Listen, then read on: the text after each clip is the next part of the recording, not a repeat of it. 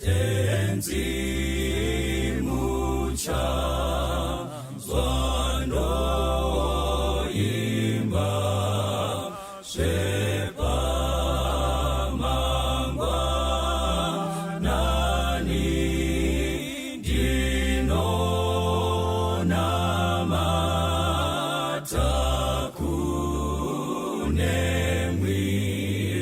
dino chema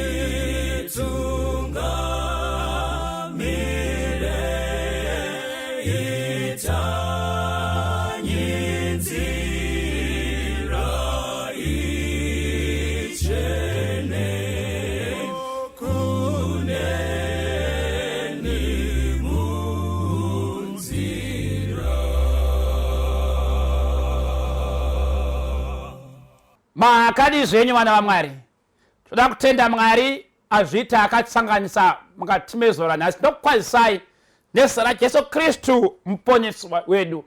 Nyasha norugare zvinobva kuna Mwari ngazvive nemi nokuna Jesu Kristu Ishe wedu, iye akazvipa kuti atisunungure kunyika yakaipa yazvino. Kuna iye Mwari mumwe ngakuve kubwinya noumambo noushe nokukudzwa. Mwana kudenga kukomborerei akuitire zvakanaka. Tikuenderera mberi nemaseries edu healing and deliverance. Musoro nhasi tiri kubata pfungwa musoro yenyaya unotiwo kumira pazvipikirwa zvaMwari. Zvipikirwa zvii? Zvipikirwa mapromises akaitwa naMwari, open contract Mwari zvaakamisa kuti ndichaitira vana vangu izvi. Saka ndo patakamira ipapo. Saka mukanzwa muimbiorwiyo achiti ndinoda rimire moto rakapenyera vatsvene rakaita kuti vane denga nekushinga mudambudzo, ari kundomira pazvipikirwa zvaMwari zvekuti muchapiwa Mweya Mutsvene achava pamusoro penyu mugova zvapupu zvangu. Saka inzwai vana vaMwari, zvipikirwa zvaMwari ndizvo zvatinoda. Saka regai tinamati. Kuna iye Jehovha Mwari unogona kutichengeta kuti tirege kugumburwa nokutiisa pamberi pekubwinya kwake tisina chatinopomerwa, tichifara kwazvo.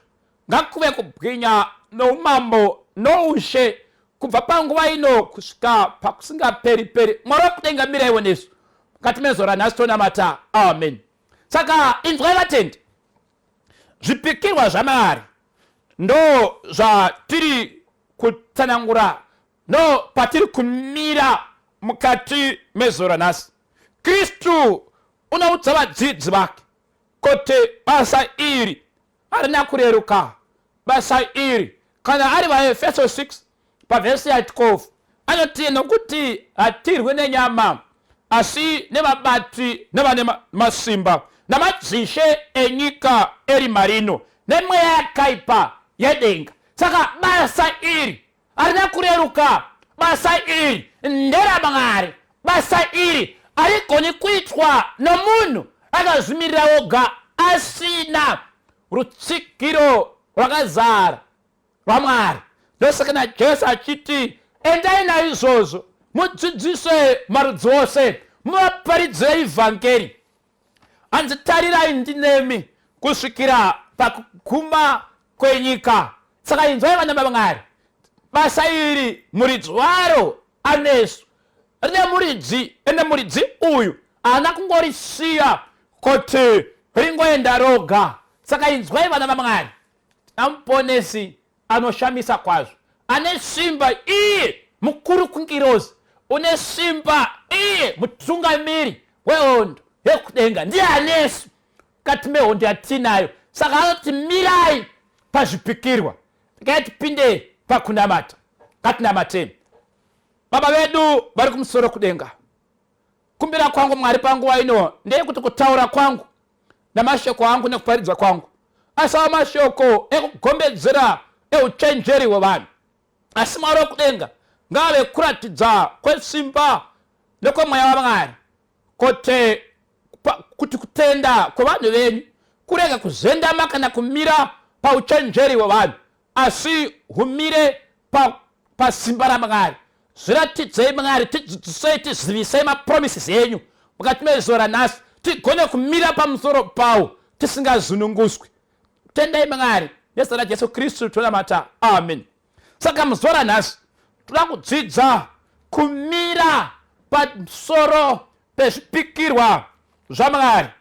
Regai tiverenge pana 2 vaKorinde chapter 1 pavhesi ya20 na21. Chaverenga makateerera. Gaindiskepo 2 vaKorinde chapter 1 pavhesi ya20 na21 yoti iyo, nokuti zvipikirwa zvaMwari kunyange zviri zvizhinji sei, maari ndihomwe, naizvozvo naiyevo ndiameni. Mwari akudzwe nesu. Zvinouya unotisimbisa muna Kristu pamwe chete nemi nokutizodza ndiMwari. Saka Bhaibheri riri kuti zvipikirwa zvaMwari, mapromises, izvo Mwari zvaakapledja kuti achaitira vanhu vake. Bhaibheri riri kuti hazvina basa kuti zvakawanda sei, but muna Kristu ndihongu. Saka inzwai vana vaMwari, hazvina dambudziko kuti zvipikirwa zvaMwari zvakawanda sei, kunyange zviri zvizhinji sei, muna Kristu ndihongu. Inzwai zvairi kutaura. Saka muna Kristu ndihongu uyewo ndiameni. Saka Bhaibheri riri kuti zvipikirwa zvaMwari zvinozadziswa muna Kristu, zvatonzi yes kudhara. Regai tiverenge Numbers 23 pavhesi ya19. Inoti iyo, Mwari haazi munhu haangarevi nhema, kunyange mwanakomana womunhu haangashanduki. Chaakataura haangachiitikani, chaakataura haangachisimbisikani. Saka Bhaibheri riri kuti Mwari watinoshanda naye padeliverance yevanhu haazi munhu, haashanduki. Saka hanzi zvaakataura haangazvichinji, uye zvaakavimbisa anozadzisa. Ndo anonzi naHebrews 13:8 kuti Mwari wedu ndo zvaari zuro nanhasi nokusingaperi. Saka tina Mwari ane maprinciples asingachinji, tina Mwari ane constitution isingachinji, tina Mwari asingachinji magoalpost. Saka zvaakavimbisa mukati meshoko rake nanhasi anomira pazviri. Saka inzwai vana vaMwari, usatya nemhaka yekuti zvakavimbiswa naMwari, iye akamira pamusoro pazvo kuti azviite, azvizadzise, nokuti haashanduki. Regai tiverenge pana mapsalema 89 pavhesi ya34. Zvakare pane imwe pfungwa iripo inotsinira pamusoro peukamana hwaMwari nemapromises ake, kana kuti nevimbiso dzake. Mapsalema 89 pavhesi ya34 inoti, sungano yangu handingaizvidzi kana kushandura chinhu chakabuda pamuromo wangu. Saka Mwari ari kuti zvese zvavakavimbisa, zvese zvakabuda pamuromo pavo, Mwari havagoni kuzvishandura. Saka pandakaverenga vhesi yakandishambisa chinhu 1 kuti Mwari wedu anoti haana zvinokona, but kune zvinhu zvinokona kuna Mwari une zvisingakoni. There is something that is impossible with an impossible God. Ndezvipi? Kuchinja zvinhu zvaakataura, kuchinja shoko rakabuda mumuromo make. Saka regai tikudze vana vaMwari, mukaverenga bhaibheri renyu kuOld Testament, chaiita kuti minamato yose ipindurwe ndeyekuti vaingonoreferenza, vaingonotsanangura, vaingonotaura kuti imi Mwari makati. Zvakafanana nezviri pana 2 Chronicles chapter 7 verse 14 inoti kana vanhu vangu vakadamwa nezita rangu, vakazvininipisa, vakatendeuka, vakasiya zvakaipa zvavo, vakatsvaka chiso changu, papo tichapodza nyika yavo. Saka Israeri yaingoti nyika yayo kana ikaita denda, kana vakaita dambudziko, vaingonoenda ipapo Mwari makati. Saka nyaya yemapromises atakatsika pamusoro pawo haisi yekutamba nayo vana vaMwari. Kana Mwari vakati tikanamata mweya yetsvina inobuda, inofanira kutobuda. Kana Mwari vakati tikanamata vanorwara vanofanira kupona, vanofanira kutopona, nekuti shoko raMwari haringakoneswi, nekuti iye Mwari pachake haatogoniwo kuchinja kana kushandura izvo zvakabuda pamuromo pake. Saka pamapromises aMwari ndo pane simba redu vana vaMwari, pavimbiso dzamuponesi. Saka dambudziko raitika vatende vanhasi hatizivi izvo Mwari zvakavimbisa. Hosea 4 vhesi ya 6 yobva yati vanhu vangu voparara nekushayiwa zivo. Regai ndikudze vana vaMwari, zvimwe zvinhu hazviitiki pakati pedu, kwete kuti zvazvitoitikiwo, asi nhau ndeyekuti hatizivi zvipikirwa zvamuponesi, hatizivi zvipikirwa zvaMwari wedu. Saka tinofanira kuzviziva zvipikirwa izvi, nemhaka yekuti ndipo pane simba redu, ndipo patinofanira kuzembera. Inzwai zviri pane vaRoma chapter 4, pane pfungwa iripo vana vaMwari yatinofanira kuverenga. Varoma 4 verse 20 iri kutiyo akatarira chipikirwa chaMwari, haana kunyunyuta nokusatenda, asi wakasimbiswa pakutenda, akakudza Mwari, achiziva kwazvo kuti icho chaakapikira wakanga ane simba rekuchiitavo. Inzwai vana vaMwari, tinofanira kutarira chipikirwa chaMwari, zvakare hatifaniri kunyunyuta nekusatenda, uye tinofanira kukudza Mwari nekuti Mwari akavimbisa. Number 1, akatendeka. Number 2, ane simba rekugona kuzadzisa, ane simba rekugona kuita, ane simba rekukonzeresa kuti izvo zvaakavimbisa zviitike. Saka bhaibheri rinoti Abrahama haana kunyunyuta, Abrahama haana kushayiwa simba. Pamusoro pacho ndinonzi iye kunyange pasina tariro akatenda netariro. Without hope he hoped against hope. Why? Nekuti akanga avimbisa, anga aine simba rekuzviita. Regai tiverenge pana Mateo chapter 28 pavhesi ya 18 to 20. Bhaibheri rinotiro ipapo Jesu akasvika akataura akati, ndakapiwa simba rose kudenga nepanyika. Inzwai vana vaMwari, Kristu watinofamba naye ane mhando dzose dzesimba. Mukabvunza vanoita zveleadership vanogona kutsanangura masimba akasiyana siyana. Kune vanoti cohesive power, simba rekumanikidza, simba rekukonzera kuti zvinhu zviitike, simba rekuti atyiwe. Kristu anaro. Kune rimwe rinonzi reward power, simba rekubhadhara avo vanenge vaita zvakanaka.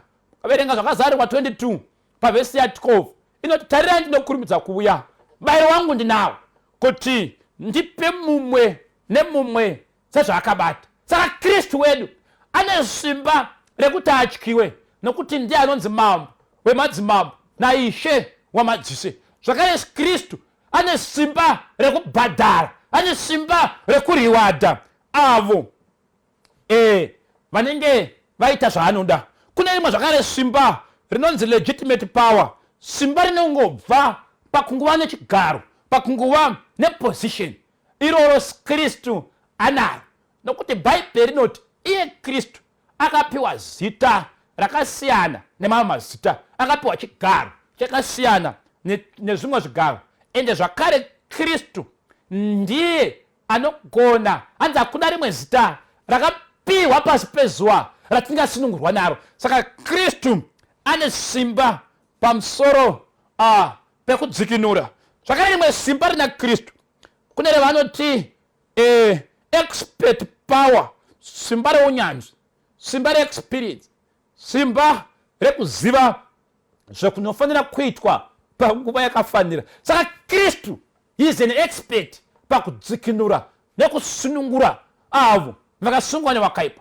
Kristu inyanzvi rekuitira vana vavanhu zvakanaka.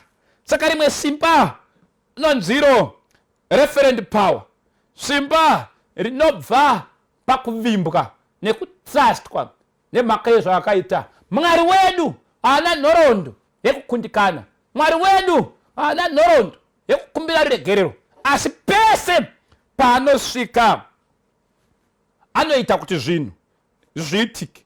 Saka Bhaibheri riri kuti iyeyu ane simba reunyanzvi rekugona kuita, ane simba rekuziva, ane simba reposition yainayo, position yekuva mudzikinuri. Iye akavimbisa manje kuti achanga ainesu. Saka panodikama kuziva, tinodaidza Kristu anotibatsira. Panodikama simba rekukonzera kuti zvinhu zviitike, todaidza Kristu otiitira. Panodiwa eni chero simba ripi zvaro, tina Kristu ane simba rekutiitira izvozvo. Saka iyeye manje akatipa promise yekuti achanga ainesu. Saka patinoenda mubasa rekunamatira vanorwara nevakabatwa nemweya wetsvina, tinenge takatsika pavimbiso izvi yekuti Kristu uyu unesu. Imwe vimbiso yaakatipa iri pana John chapter 14 pavhesi ya 16 kusvika pavhesi ya 18. Regai tiverenge vana vaMwari. Inoti, neni ndichakumbira Baba, vachakupai mumwe munyaradzi kuti agare nemi nokusingaperi. Ndiye mweya wazvokwadi. Nyika haigoni kumugamuchira nokuti haimuvoni kana kumuziva, asi imi munomuziva nokuti ugere nemi, uchava mukati menyu.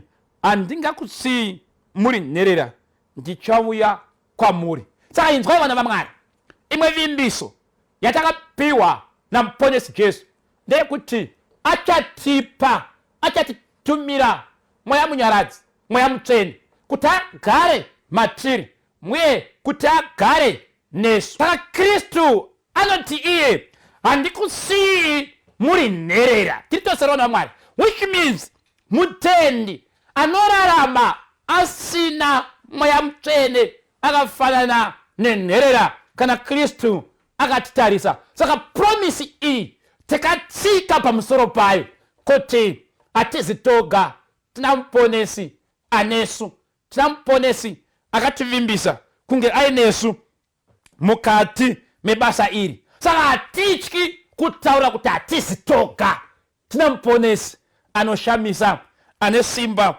rekutiperekedza mukati mebasa iri. Regai tiverenge pana John chapter 14 vhesi ya 12 kusvika pavhesi ya 15. Zvirokwazvo ndoti kwamuri, unotenda kwandiri, mabasa andinoita iye uchaitavo, uchaita makuru kune wawa, nokuti ndinoenda kuna Baba. Chinhu chipi nechipi chamunokumbira muzita rangu ndichachiita kuti Baba vakudzwe mumwanakomana. Kana muchikumbira chinhu kwandiri muzita rangu ndichachiita. Kana muchindida muchachengeta mirayiro yangu. Saka imwe promise yatinayo yatakatsika pamusoro payo ndekuita mabasa makuru kudarika akaitwa naKristu. Saka Kristu ari kuti tichatanga taita mabasa ose akaita, kana tapedza kumaita tozoita mahombe kudarika akaitwa naKristu. Ipromisi iyi yatakatsika pamusoro payo. Saka kana Kristu akanamatira vanorwara vakapora, nesuwo tinofanira kunamatira vanorwara vachipora. Kana Kristu akanamatira vanoshungurudzwa nekutambudzwa nemweya yetsvina ikabuda, naivo vanofanira kuti tikanamata zvinofanira kuitika kuti vasunungurwe namuponesi. Ipromisi iyi dambudziko revatendi hatiklemi mapromisi aMwari, hatikumbiri. Asi inzwai vana vaMwari, tinofanira kukumbira kuti Mwari ndimakavimbisa kuti tichaita zvikuru kudarika zvamakaita. Tinokumbira kuzviita pamazuva atigeri. Saka mapromisi aya anofanira kuitika. Musakangamwa, Bhaibheri rati Mwari havagoni kushandura zvinhu zvakabuda mumuromo mavo.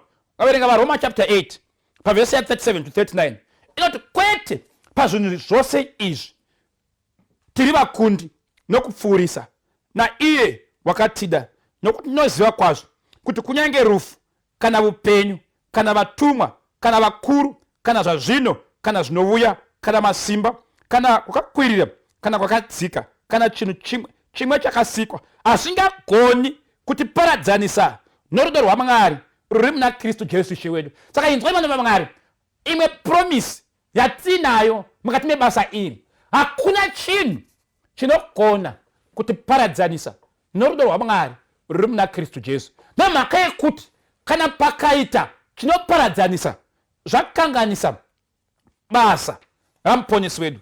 Saka chinofanira kuitika ndechekuti Kristu anofanira kusaparadzaniswa nesu. Tinofanira nge tiinaye pabasa rose ramuponesi ratinoita. Regai tiverenge pana mabasa chapter 5 pavhesi ya 12 kusvika pavhesi ya 16. Musakangama vanhu vaMwari, takatsika pamapromises aMwari wedu. Zviratidzo nezvishamiso zvizhinji zvakaitwa pakati pavanhu namavoko avapostora. Vose vaiva nemwoyo mumwe pabiravira raSoromoni, asi pakati pavamwe kwavanga kusino munhu wakatsunga kuzivisa kwavari, asi vanhu vaivakudza. Vatende vazhinji kwazvo, varume nevakadzi, vairamba vachiwedzerwa kuna She. Nokudaro vakatakurira varwere munzira dzomumusha, vakaradzika pamubhedha napanhovo, kuti kana Petro achiswederapo kunyange nemumvuri wake bedzi udzikatire mumwe wavo. Naizvozvo vamaguta akapodzera Jerusarema vakaungana vakauya navarwere navaitambudzwa nemweya yetsvina vakaporeswa. Saka muri kuona here panapa kuti kubudikidza chete nemumvuri shadhu murwere aipona. Ndo zvakavimbiswa pana John 14 verse 12 kuti unotenda kwandiri mabasa andinoita awa uchaita makuru kudarika awawa. Saka inzwai vana vaMwari, Kristu wakavimbisa kuti achanga ainesu. Saka muridzi webasa ndiye anokonzeresa kuti mabasa mahombe aitwe. Saka regai tiverenge zvakare zvimwe zvaitika pana mabasa chapter 19 verse 11 na 12 inotiwo naMwari wakaita masimba anoshamisa namavoko aPauro. Nokudaro micheka nenguo zvaibva pamuviri wake zvaiiswa kuvarwere, hosha dzikabva kwavari nemweya yakaipa ikabuda. Muri kuona here equation yacho kuti ndiMwari anenge ari mukati mebasa iri achishandisa Pauro.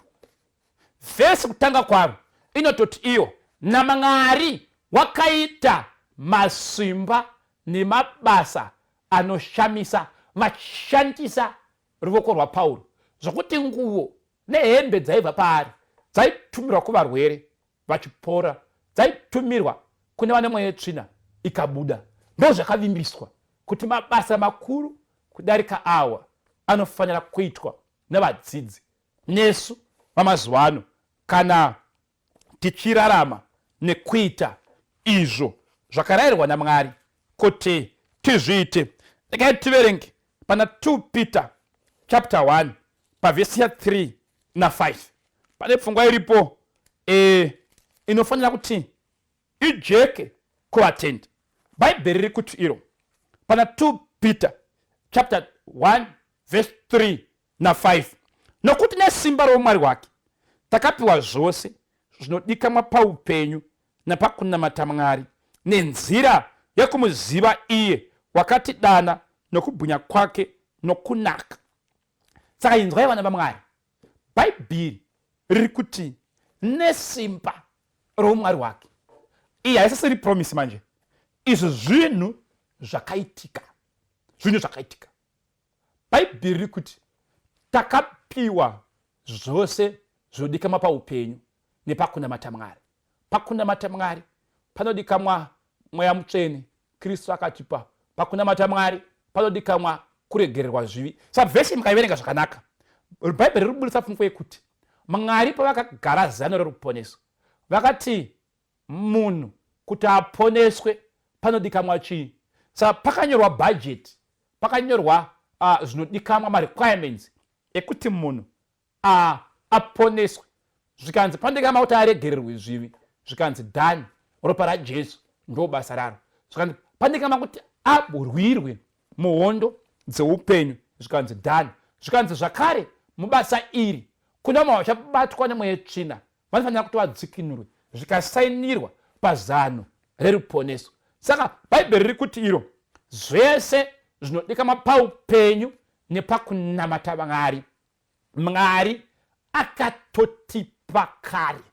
Akatipa sei? Verse 4.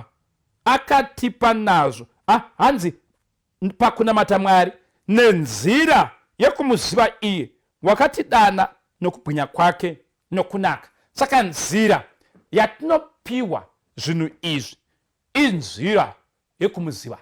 Mukada kuverenga vara iri rekuti kuziva mukati meBhaibheri, kuOld Testament rinonzi pane vara rekuti yada, kuNew Testament kune vara rekuti gnosis. Asi mukaverengedza parinodudzirwa vara iri kuti mavara maviri aya anoburitsa zvinhu 4 zvinoburitsa kuziva Mwari. Mukaverenga kuziva kwokutanga kune inonzi practical knowledge. Unofanira kuziva Mwari nekuburikidza nekurarama izvo zvakataurwa naMwari. Kumwe kuziva kuripo kune inonzi relational knowledge yekufamba naMwari, sezvakaita Enoch. Genesis 5 verse 22 inoti Enoch wakafamba naMwari. Munofanira kufamba naMwari munhu waMwari. Zvakare munofanira kunge muine inonzi cognitive knowledge yekuisa shoko raMwari mukati mezivo, mukati mepfungwa dzenyu. Shoko raMwari rinofanira kurarama mamuri mutende. Zvakare munofanira kunge muine ukama naMwari watingati intimate knowledge. Iri pana Genesis 4 pavhesi ya 1.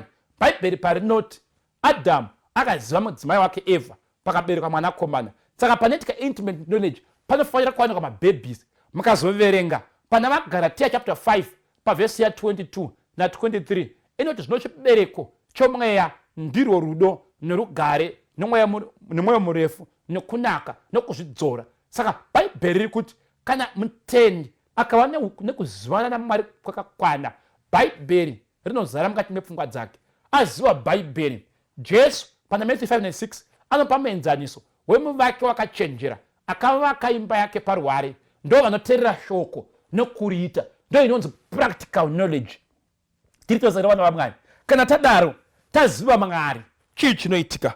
Tikaverenga pana vhesi ya 5 pana 2 Peter yei inoti iyo akatipawo nazvo zvipikirwa zvinokosha zvakakura kwazvo kuti nazvo muve vanhu vakagoverwa umwari matiza kuvora kuri panyika nokuchiva. Ivhesi 4. Saka Bhaibheri riri kuti taziva Mwari, Mwari wedu anoda kugovana nesu umwari, kutipa chidimbu cheumwari. Mukadzidza zvakanaka paunhu hwaMwari kana kuti pachirungu anonzi maattributes aMwari, vadzidzi veBhaibheri vane mapatsanura muzvikamu zviviri. Kuna anonzi communicable attributes of God, izvo zviri Mwari zvavanoda kushare nazvo nevanhu. Kwoita anonzi non communicable attributes of God, chirungu ichi. Zvinongoreva izvo kuti unhu hwaMwari hwavasingagoni kushare nevanhu. Tiri tosere kuti Mwari vanga varipo kubva pakusingaperi-peri. Iwewe havagoni kushare newe chimiro ichocho. Asi Peter ari kutaura unhu hwaMwari hwavanogona kushare nawo nevanhu. Ndehupi? Mwari vane rudo, vane chidiso chekuti iwe neni tatora zvipikirwa zvaMwari tinogona kushare navo rudo rwavo. Chechipiri, Mwari vatsvene, vanogona kugovana utsvene hwavo nevanhu. Titosere vana vaMwari. Mwari vane mwoyo murefu, vanogona kushare chimiro ichocho chekuva nemwoyo murefu nevanhu. Mwari vanorarama nokusingaperi. Avo vachararama zvinodiwa naMwari vachararamawo nokusingaperi. Saka inzwai vana vaMwari, takatsika pazvipikirwa zvaMwari. Mwari vane simba rekufamba nekutsika pamusoro pebasa rose romuvengi. Izvozvo vakatipa nesuwo kuti tidzinge zvese zvaSatani pavana vaMwari. But zvinoitwa kuburikidza nezvipikirwa zvaMwari, zvinoitwa kuburikidza nezvipikirwa zvamuponesi. Saka inzwai vana vaMwari, chiri kutsvakwa pavatendi, chiri kutsvakwa pakati pevana vaMwari kuti tigovane umwari hwaMwari naye, kuti patinoenda pabasa iri rekudzikinurwa kwevakatabwa, rekusunungurwa kwavakasungwa vevana vaMwari, Kristu anenge ainesu ende tinge takamumirira zvizere, ende iye anenge atipa simba pamusoro pebasa rose romuvengi. Ndingativerenge vhesi yekupedzisira iri pana Tito chapter 1 pavhesi ya 2. Tibve tapinda pakunamata. Tito chapter 1 verse 2 iri kuti iyo patariro youpenyu husingaperi hwakapikira iye Mwari usingatongorevi nhema nguva dzisingaperi dzisati dzavapo. Saka Bhaibheri riri kuti Mwari wedu wakapikira, haarevi nhema. Saka isusu patinoenda kuita basa ramuponesi iri tinenge takatsika pazvipikirwa zvaMwari.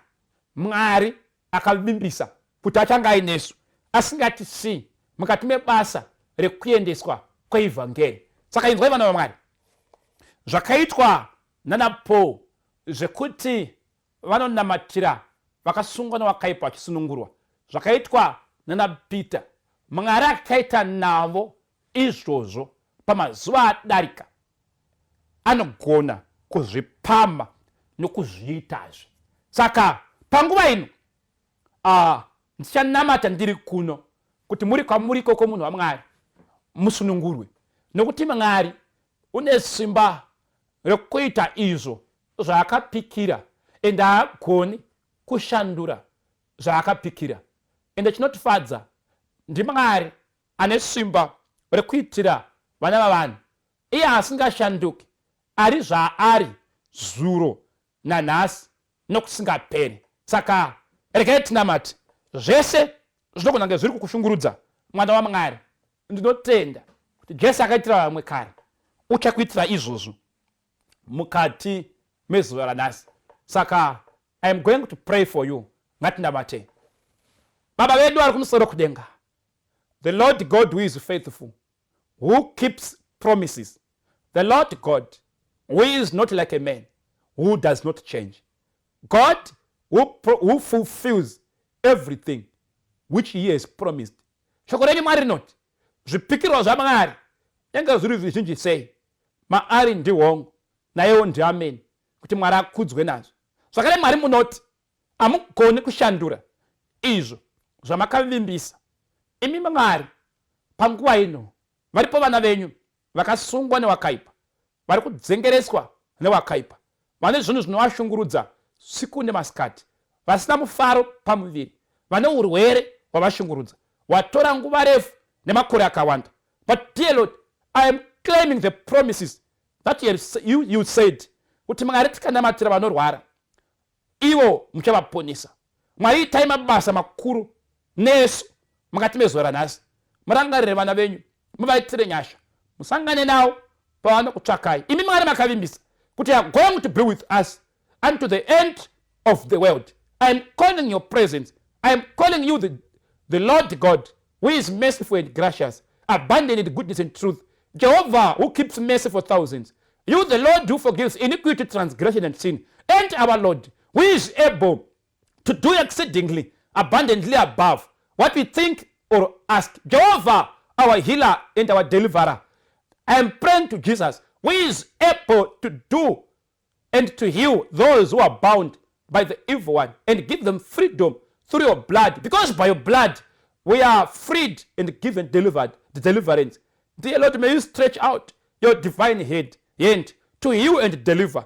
Because our weapons are not carnal, but they are mighty through God to the pulling down of strongholds. Morokudenga, sunungurai vanakomana vanasikana venyu, poresai vanorwara, zvipikirwa zvenyu Mwari takatsika pamusoro pazvo kuti muitire nyasha. Vanofanira kuitirwa nyasha nemi pazuva nhasi, vashungurudzwa nevakaipa. May you give them final deliverance, freedom through the blood of Jesus Christ. Nokuti muri baba vedu icho kudenga, dzoserai mufaro pamuviri, podzai mavanga, simbisai sungano yenyu nehasha dzenyu kwatiri, muzadzisei izvo zvamakapikira vana venyu. Nezita ra Jesu Kristu muponesi wedu tonamata. Amen. Mwari kudenga akukomborerei, akuitirei zvakanaka. Vada namba 263 775 460. Mwari kudenga akukomborerei, akuitirei nyasha. Musabve pazvipikirwa zvaMwari. Tisangane panguva inotevera.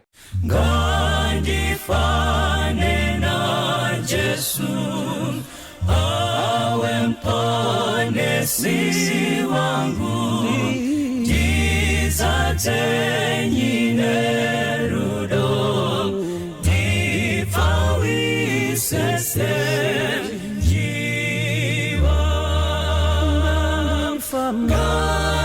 Ngandifane sa Jesu, murendo rweri pasi, tiri murombo mweya, karaine nimponesi, kana achinzwa shiri, zimwe zichiputika,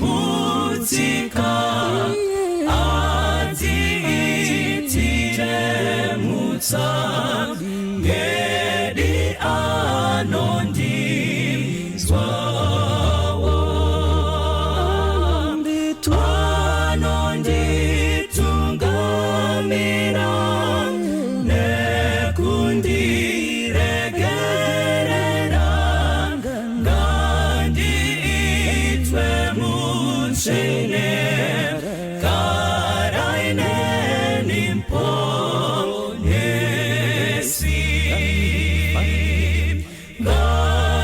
ngandifane na Jesu, mukurarama kwangu, ndizorore kunemwi, panzvimbo